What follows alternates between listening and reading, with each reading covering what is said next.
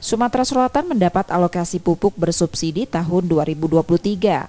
Masing-masing urea 250.000 ton dan NPK 188.000 ton. Jumlah itu meningkat dibanding 2022 yang alokasi pupuk urea hanya 120.000 ton dan NPK 99.000 ton.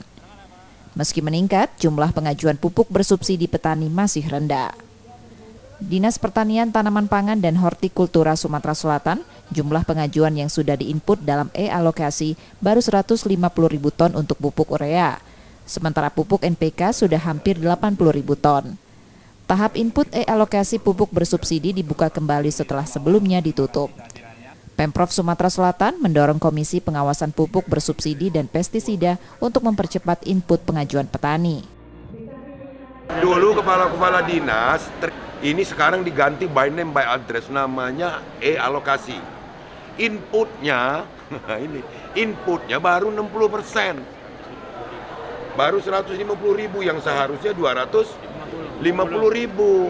Nah ini yang saya tekankan kepada seluruh kepala dinas pertanian kabupaten kota, kepada camatnya, kepada kepala desanya, kepada kelompok taninya. Input lagi. Jangan sampai lagi nanti mengatakan kuota yang kurang. Percepatan proses penginputan, Pemprov Sumsel mengangkat 1.600 petugas pendamping peningkatan ekonomi pertanian yang bertugas membantu petani tanaman pangan maupun perkebunan melakukan penginputan di e-alokasi.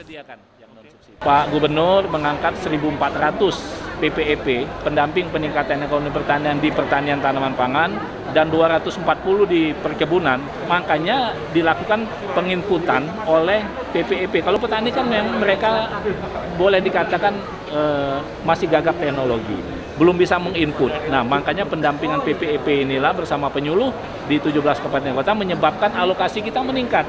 Nah, tetapi jangan sampai seperti arahan Pak Gubernur, alokasi yang meningkat sedemikian pesat, bahkan hampir 100% untuk NPK, itu tidak terserap.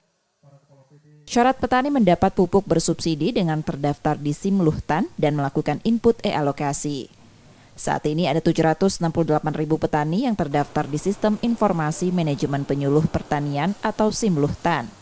Namun baru 40% diantaranya yang sudah melakukan penginputan.